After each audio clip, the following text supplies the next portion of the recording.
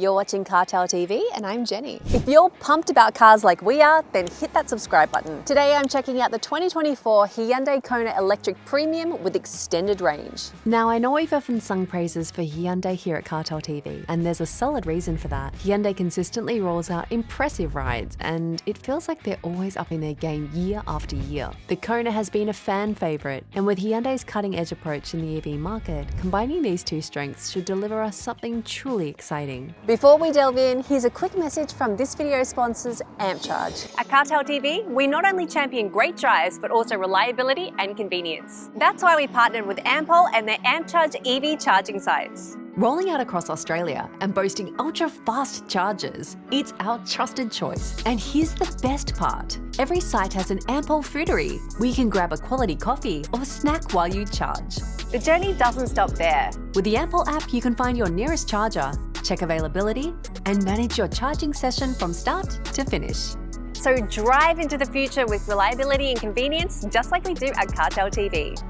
And back to the review. When it comes to looks, the latest Kona is bold, futuristic, and nicely builds on the outgoing model design. Standout feature up front is this prominent LED strip that sits on top of these separated headlights. They've improved the grille-less design, and up front is also where you find the charging port. Along the sides, the Kona sports clean lines and aero-optimized alloy wheels. Those come in 17-inch standard, but this top trim gets the 19 inches. And a chrome line that runs from the side mirrors to the rear spoiler. The rear is totally cohesive with the rest of the design and ties in nicely with the front in terms of having things like the full width thin LED that sits high, and again separated rear lights and a pixel graphic rear bumper. When it comes to what's powering this subcompact electric, you are given the choice between two options, 99 kilowatts or 150 kilowatts, both of which are two-wheel drive. This Kona Electric is the more powerful of the two, flexing a 150 kilowatt motor, punching out 255 newton meters of torque. Well, it's not muscle car territory, but it's enough to give your daily driver a bit of oomph. It's also paired with a 68.5 kilowatt hour battery that will get you 505 kilometers of range or 444 kilometers of range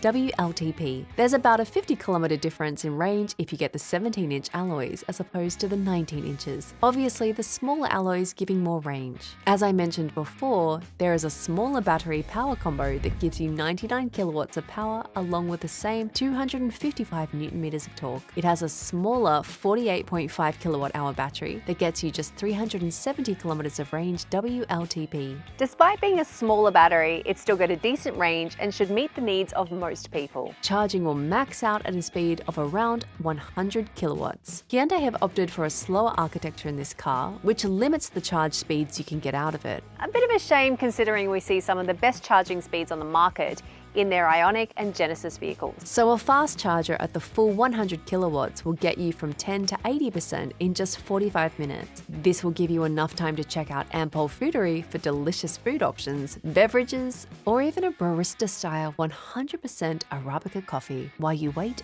for it to charge. The electric Kona feels like it's on rails, pretty similar to some vehicles we saw back at the Zigzag Railway, thanks to its low center of gravity and weight battery. Even though it's a compact SUV, Hyundai continues to master the drive and feel, and the all-new Kona Electric is no exception. With each new Kona model, they've significantly reduced wind, powertrain, and road noise, and vibration, making this latest version exceptionally refined for its class. Road noise is super quiet in the cabin.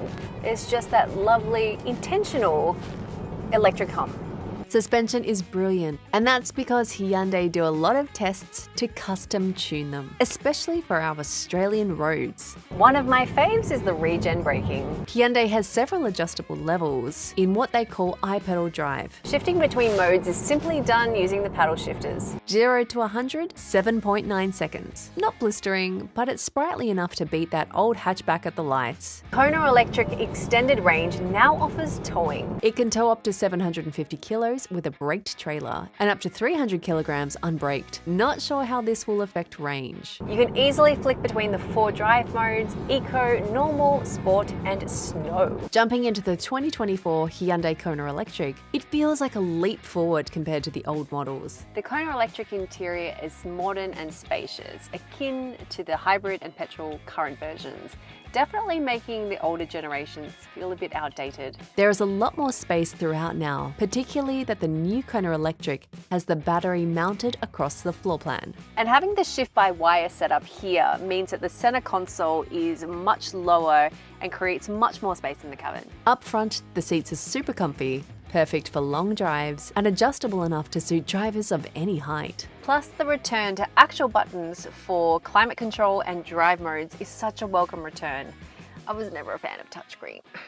You can tweak the temperature or switch to sports mode without ever taking your eyes off the road. There's a dual 12.3-inch display setup, one for your instrument cluster and the other for the infotainment system. It's user-friendly and they've smartly moved the shortcut buttons to the bottom right of the screen, which is a real win for right-hand drive here in Oz. And I've personally been loving this shelf above the glove box. It's huge, it's so practical.